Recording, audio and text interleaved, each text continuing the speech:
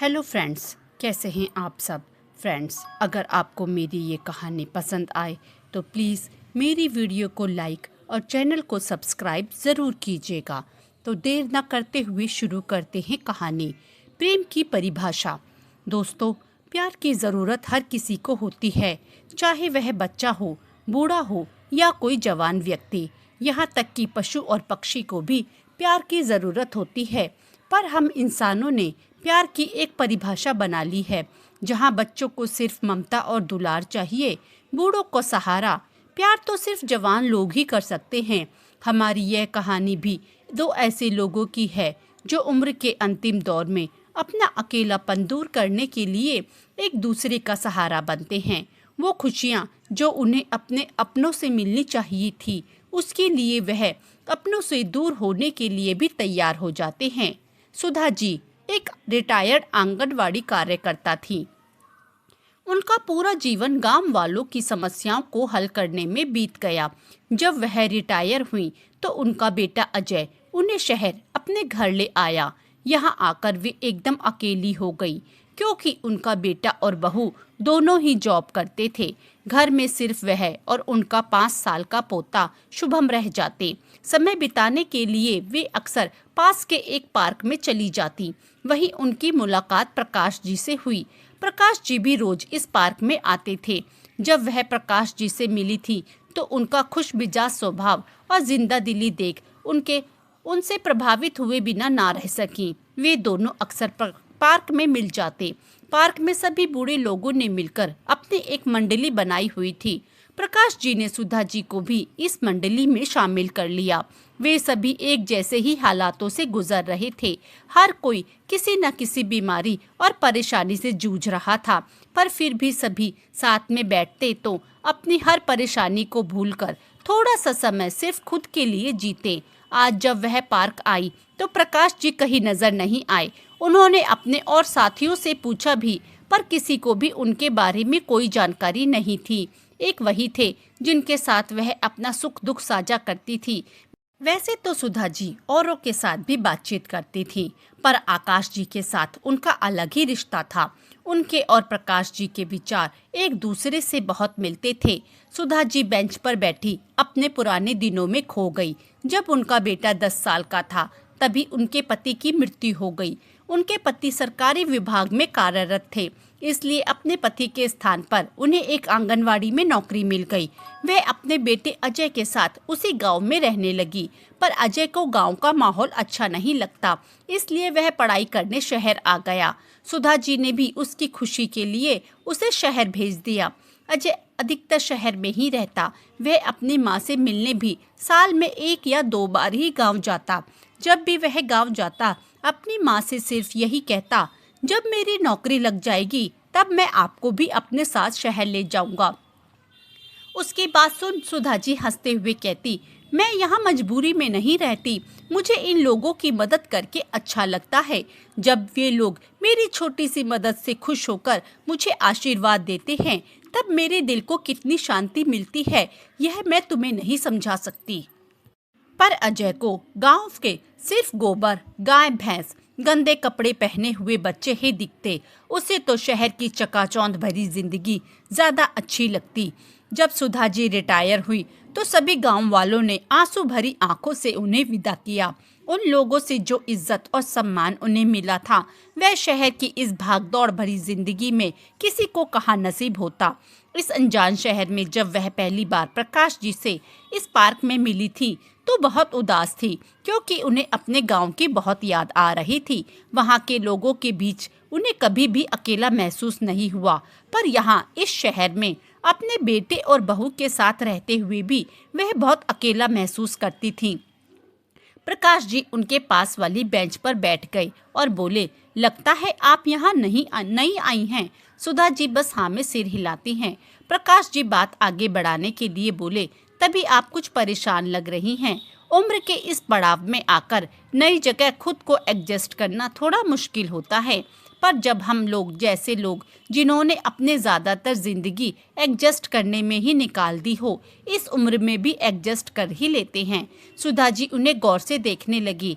इतनी बड़ी बात उन्होंने कितनी सरलता से कह दी थी। सच ही तो कह रहे थे प्रकाश जी। सुधा जी ने अपनी पूरी जिंदगी समझौता ही किया था। पहले पति के गुजर जाने के बाद समझौता, बेटे की खुशी के लिए समझौता, रिटायर होने के बाद यहाँ आने पर समझौता। कब उन्होंने अपनी जिंदगी अपनी मर्जी से जी थी? प्रकाश जी उन्हें ख्यालों में खोया देख हाँ तो पूछने लगे, कहाँ खो गई आप? सुधा जी अपने ख्यालों से बाहर आते हुए बोली, कहीं नहीं। प्रकाश जी उन्हें बताते हैं, मैं यहीं पास की बिल्डिंग में रहता हूँ। सुधा जी जल्द ही किसी से अपने बारे में नहीं बताती थी, पर प्रकाश जी उन्हें औरों से अलग लगे, इसलिए वे भी उन्हें अपना नाम बताती हैं और बताती हैं कि मैं यहाँ अपने बेटे के पास रहती हूँ। प्रकाश जी उन्हें पार्क के सभी लोगों से मिलवाते हैं जिन्हें वह जानते थे। धीरे धीरे सुधा जी भी सभी से घुल मिल गई। अब वह उदास नहीं रहती थी। यह देख उनका बेटा और बहू भी निश्चिंत हो गए। सुधा जी रोज सुबह शाम पार्क जाती। सभी बूढ़े लोग मिलकर अलग अलग विषयों पर चर्चा करते, छोटे छोटे गेम खेलते, अपनी जिंदगी के अनुभवों को साझा करते। प्रकाश जी कई दिनों से पार्क नहीं आए, इसलिए सुधा जी को उनकी चिंता होने लगी। कहीं वे बीमार तो नहीं हो गए या उन्हें कुछ हो तो नहीं गया। फिर वह खुद ही अपनी सोच पर विराम देते हुए कहने लगी, नहीं, ऐसा कुछ नहीं हुआ होगा। वह तो एकदम ठीक थे, उन्हें तो कोई बड़ी बीमारी भी नहीं है। सुधा जी ने बातों ही बातों में सभी से पूछ लिया। कई दिनों से प्रकाश जी नजर नहीं आए। एक बूढ़ा व्यक्ति जो उनके फ्लैट के पास ही रहता था बोला, आजकल तो वह अपने फ्लैट से बाहर भी नहीं निकलते। उन लोगों ने उन्हें कॉल भी किया पर किसी ने कॉल नहीं उठाया। सुधा जी अब परेशान होने लगी। उनका मन किया कि एक बार प्रकाश जी से मिल ले, पर समाज के डर से वह उनसे मिलने नहीं जा रही थी। आज अनायास ही उनके कदम खुद ब खुद प्रकाश जी के घर की तरफ बढ़ गए। जब तक उन्हें एहसास हुआ कि वह प्रकाश जी के दरवाजे पर खड़ी हैं, तब तक दरवाजा खुल चुका था। सामने प्रकाश जी खड़े थे। उनका चेहरा एकदम पीला पड़ा हुआ था, शरीर भी बहुत कमजोर लग रहा था। हर वक्त उत्साह से भरपूर रहने वाला इंसान बिल्कुल सुस्त लग रहा था। उनकी ऐसी हालत देख सुधा जी अपना सारा डर और चिंता भूल गई। फिर प्रकाश जी से पूछने लगी, यह क्या हाल बना रखा है आपने? प्रकाश जी सुधा जी को देख मुस्कुरा दिए और बोले, पहले अंदर तो आइए, फिर बात करते हैं। सुधा जी जब घर के अंदर आई तो घर में और कोई नहीं था। यह देख उन्हें बहुत हैरानी हुई। सुधा जी पूछती हैं, क्या आप अकेले रहते हैं? प्रकाश जी सोफे पर निढाल होते हुए बोले, जी हाँ, मेरी पत्नी तो मेरे बेटे को जन्म देते समय ही गुजर गई थी। बेटा भी पढ़ लिख कर विदेश में बस गया और वही शादी भी कर ली। सुधा जी हैरानी से उन्हें देखने लगी। तो आप अपने बेटे के पास क्यों नहीं रहते? इस उम्र में अकेले रहने से डर नहीं लगता? प्रकाश जी कुछ सोचने लगे, फिर बोले, इस सवाल का जवाब भी जल्द ही पता चल जाएगा। फिर थोड़ा शर्मिंदा होते हुए कहते हैं, माफ कीजिए, आप ऐसे समय पर आई हैं कि मैं आपकी कोई खातिरदारी भी नहीं कर सकता। यह सुन सुधा जी फौरन उन्हें टोकती हैं, ये आप क्या कह रहे हैं? आप इतने बीमार हैं और आपको मेरी मेहमान नवाजी की पड़ी है। सबसे पहले आप यह बताइए, आपने सुबह से कुछ खाया भी है या नहीं? प्रकाश जी चुप हो गए। सुधा जी समझ गई कि उन्होंने सुबह से कुछ नहीं खाया। वह किचन में गई तो किचन की हालत देख दंग रह गई। पूरा किचन बर्तनों से भरा पड़ा था। शायद प्रकाश जी कई दिनों से बीमार थे, इसलिए किचन भी साफ नहीं कर पाए। प्रकाश जी थोड़ा शर्मिंदा हुए और बोले, मुझे अपने सभी काम खुद करना पसंद है, इसलिए मैं कोई नौकर नहीं रखता, ना ही कोई काम वाली लगा रखी है। अपने काम करने से मेरा समय भी कट जाता है और हर काम मैं अपनी मर्जी से करता हूँ।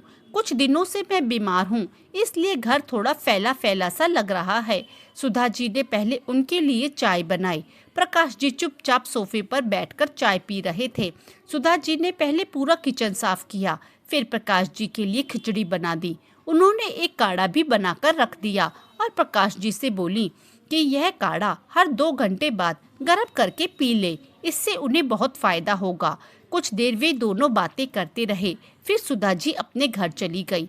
अगले दिन जब सुधा जी दोबारा प्रकाश जी के घर आईं, तो आज वे कल के मुकाबले काफी स्वस्थ लग रहे थे। सुधा जी को देखकर उनका चेहरा और खिल गया। वे उन्हें अंदर बुलाते हुए बोले, आपके काढ़े ने तो जादू कर दिया। मैं 3 दिन से दवाइयाँ खा रहा था पर कोई असर नहीं हुआ, मगर आपके काढ़े ने तो एक ही दिन में मेरी बीमारी ठीक कर दी। सुधा जी भी उन्हें ठीक देखकर बहुत खुश हुई। उस दिन भी सुधा जी उनके लिए काढ़ा और खाना बनाकर रख गई। अगले दिन प्रकाश जी उन्हें पार्क में ही मिल गए। सभी उन्हें स्वस्थ देख बहुत खुश हुए। इसके बाद सुधा जी और प्रकाश जी के बीच मित्रता और गहरी हो गई। वे दोनों अपना हर सुख दुख एक दूसरे से साझा करते। पर कहते हैं ना, एक औरत और आदमी का रिश्ता चाहे जवानी में हो या बुढ़ापे में हो, लोगों को गलत ही लगता है।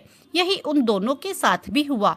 वे दोनों तो सिर्फ अपना अकेलापन और सुख दुख एक दूसरे से बांटते थे, पर लोगों ने उनके रिश्ते को गलत नजरों से देखना शुरू कर दिया। लोग उनके बारे में तरह तरह की बातें करते। एक दिन सुधा जी की बहू ऑफिस से आई तो सीधा सुधा जी के पास जाकर बोली, माँ जी, ये मैं क्या सुन रही हूँ? आप इस उम्र में इश्क फरमाती फिर रही हैं। अपने लिए इस तरह की बात सुन सुधा जी उन्हें हैरानी से देखने लगी। मीना फिर से उनसे बोली, ऐसे क्या देख रही हैं? यहाँ हमारी एक इज्जत है और आप अपनी हरकतों से उसे मिट्टी में मिला रही हैं। ये उम्र पूजा पाठ करने और भगवान का नाम लेने की होती है और आप प्यार की बीन बजा रही हैं। सुधा जी अपने लिए इस तरह की बातें सुन बहुत दुखी हुई। उनकी बहू की इस तरह की कड़वी बातें उनके दिल को छल्ली कर रही थी।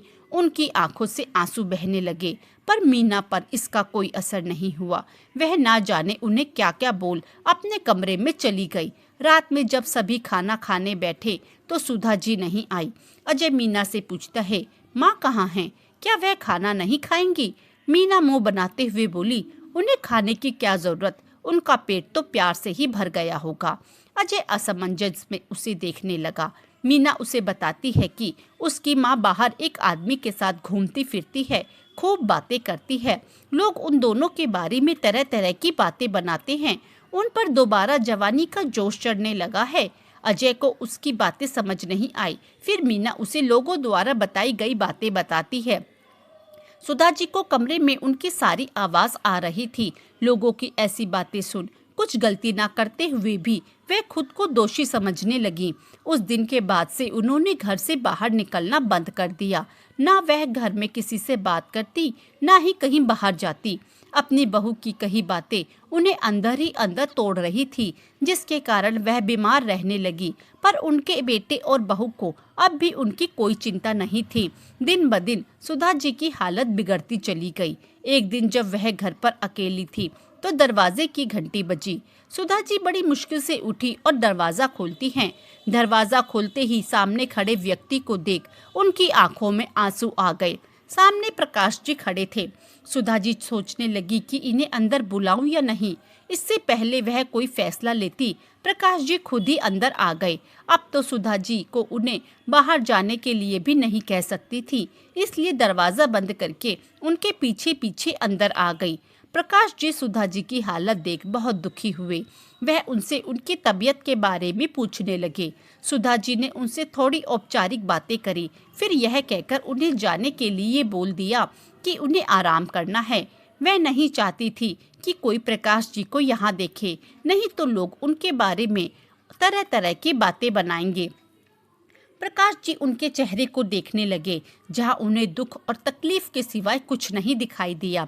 वे सुधा जी की आंखों में देखते हुए बोले, दर्द छुपाने से वह और ज्यादा बढ़ जाता है, इसलिए दोस्तों से दुख बांट लेना चाहिए। हम सुख के नहीं, दुख के साथी हैं। जिंदगी के इस पड़ाव में हमारे पास किसी को देने के लिए खुशियाँ नहीं होती, इसलिए तो कोई भी हमसे खुश नहीं रहता। हमारी छोटी छोटी बातें भी उन्हें परेशान कर देती हैं। अगर आप मुझे अपना सच्चा दोस्त समझती हैं तो मुझसे कुछ मत छुपाइए। सुधा जी उनकी बातें सुन रोने लगी। उन्होंने प्रकाश जी को सब कुछ बताया। प्रकाश जी उनकी बात सुन बोले, उस दिन जब आपने कहा था कि मैं अपने बेटे के पास क्यों नहीं रहता, तब मैंने आपसे कहा था कि इसका जवाब मैं वक्त आने पर दूंगा, और शायद वह वक्त आ गया है। अगर हम अपने बच्चों के साथ रहते हैं तो उनकी इच्छा के अनुसार जीना पड़ता है। उनकी मर्जी से खाओ, उठो, बैठो, बातें करो, यहाँ तक कि जिससे कहें उनसे मिलो। अपनी मर्जी से हम कुछ नहीं कर सकते। मैं कुछ महीने अपने बेटे के साथ रहा था, पर अपनी जिंदगी में उनके अनुसार कैसे जीता। वह तो जब मर्जी होती तब घर आते, जब मर्जी होती बाहर पार्टी करते, बाहर खाना खाते, अपनी मर्जी से दोस्त बनाते, पर मुझे सलाह जरूर देते, इससे बात मत करो, वहाँ मत जाओ, ये आपके लिए अच्छा नहीं है। मुझे ऐसी जिंदगी नहीं चाहिए जिसमें दूसरों की मर्जी चले। पूरी जिंदगी मैंने दूसरों के लिए जी है।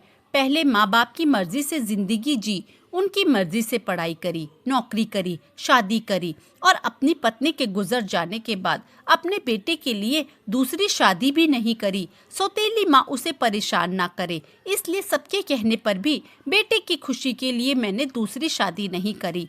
बेटे की ज़रूरतें पूरी करने के लिए रात दिन काम किया, अपनी सारी इच्छाएं एक तरफ कर उसकी इच्छाएं पूरी करी। और अब वही बेटा मुझे छोड़कर अपनी जिंदगी में व्यस्त है। उसे ना तो मेरी कोई चिंता है और ना ही इस बात की परवाह कि मैं कैसे अपने दिन काट रहा हूँ। अब अपनी जिंदगी के आखिरी दिन मैं अपनी मर्जी से जीना चाहता था, इसलिए यहाँ आकर अकेला रहने लगा। वह सुधा जी को समझाते हैं, जब तक हम औरों के बारे में सोचेंगे अपने बारे में कभी सोच ही नहीं पाएंगे। कुछ ही दिन है हमारे पास, इन्हें अपनी मर्जी से जीना हमारे हाथ में है। प्रकाश जी उन्हें और भी बहुत कुछ समझाकर चले गए। उनके जाने के बाद सुधा जी उनकी बातों के बारे में सोचने लगी। वे भी तो हमेशा दूसरों के लिए ही जीती आई थीं, तो क्या कुछ दिन खुद के लिए नहीं जी सकती। अपनी पेंशन के पैसों से वह अपना खर्चा आसानी से उठा सकती थी, इसलिए उन्होंने फैसला किया कि वह वह काम करेंगी जिससे उन्हें खुशी मिले। बेटा और बहू तो अपनी दुनिया में मस्त थे, तो वह क्यों नहीं अपनी दुनिया में खुश रह सकती। अगले दिन सुबह वह एक नई सोच के साथ उठी, पार्क गई, सबसे मिलकर बातें करी, प्रकाश जी के साथ भी समय बिताया। लोग उन्हें और प्रकाश जी को साथ देख बातें बनाने लगे, पर अब उन्हें उन लोगों की कोई चिंता नहीं थी। शाम को जब उनकी बहू घर आई तो उन्हें पता चला कि सुधा जी आज पार्क गई थी। उसने सुधा जी को बातें सुनाना शुरू कर दिया। रात में जब अजय ऑफिस से आया तो वह भी मीना के कहने पर सुधा जी को बातें सुनाने लगा, पर इस बार सुधा जी चुप नहीं रही। उन्होंने उन दोनों को जवाब देते हुए कहा, तुम लोग क्या चाहते हो, मैं किसी से बात ना करूं, हर वक्त घर पर बैठी रहूं? तुम लोगों के पास तो मेरे लिए समय ही नहीं है। जब तुम लोग मेरे दुख दर्द नहीं बांट सकते तो मुझे किसी और के पास जाना ही पड़ेगा। तुम्हें क्या लगता है एक औरत और आदमी सिर्फ शारीरिक जरूरत पूरी करने के लिए एक दूसरे से दोस्ती करते हैं? अरे मेरी शारीरिक जरूरतें तो मेरे पति के साथ ही मर गई थीं। गांव के लोगों ने कभी मुझे अकेला महसूस नहीं होने दिया। कोई ना कोई हमेशा मेरे पास होता। वे लोग मेरे अपने नहीं थे, पर कभी उन्होंने मुझे अपनों की कमी नहीं होने दी। तुम्हारे साथ रहकर मुझे एहसास हुआ, इंसान को अपनों की नहीं, लोगों के साथ की जरूरत होती है। तुम अगर मुझे समय देते तो मुझे बाहर वालों के साथ समय बिताने की जरूरत ही नहीं होती। मैंने फैसला किया है कि अगर तुम्हें मुझसे परेशानी है तो मैं यहाँ से चली जाऊंगी। तुम अपनी दुनिया में खुश रहो और मैं अपनी दुनिया में खुश हूँ। ये कहकर वो अपने कमरे में चली गई। उन्हें ऐसे जाता देख अजय को बहुत बुरा लगा। उसे एहसास हुआ कि उसने तो कभी अपनी माँ की ज़रूरतों के बारे में सोचा ही नहीं, कभी उनके साथ कुछ समय नहीं बिताया। वह तो बस अपनी माँ को जिम्मेदारी समझकर निभा रहा था। अगले दिन सुधा जी गांव वापस आ गई। उन्होंने वहां एक छोटा सा घर खरीद रखा था। जब वह वापस आई तो सभी गांव वालों ने उनका स्वागत किया। अब वह बिना किसी वेतन के गांव वालों की मदद करती, उनके बच्चों को फ्री में पढ़ाती। यहाँ आकर वह अपनी जिंदगी अपनी मर्जी से जी रही थी। सुधा जी रोज अपनी दिनचर्या के बारे में प्रकाश जी को बताती। वे दोनों रोज ही एक दूसरे से बातें करते, अपनी परेशानियां बताते, उनका समाधान भी निकालते। यहाँ उन्हें किसी बात का कोई डर नहीं था। प्रकाश जी कई बार सुधा जी से मिलने उनके गांव भी आए। गांव वाले सुधा जी की बहुत इज्जत करते थे। उन्होंने कभी प्रकाश जी और सुधा जी के लिए कोई गलत बात नहीं कही। दोस्तों, उम्र के इस पड़ाव में हम यह भूल जाते हैं कि जिन्होंने अपनी पूरी जिंदगी सिर्फ हमारे लिए और हमारी खुशियों के लिए बिता दी, जब उन्हें हमारी ज़रूरत है तब हम उनके लिए थोड़ा सा समय भी नहीं निकाल सकते। इसलिए अपने पूरे दिन में से थोड़ा सा समय हमें उनके साथ ज़रूर बिताना चाहिए, ताकि उन्हें कभी अपनों की कमी महसूस ना हो। दोस्तों, आपको मेरी ये कहानी कैसी लगी, प्लीज़ मुझे कमेंट में ज़रूर बताएं और मेरी इस वीडियो को लाइक और चैनल को सब्सक्राइब ज़रूर करें।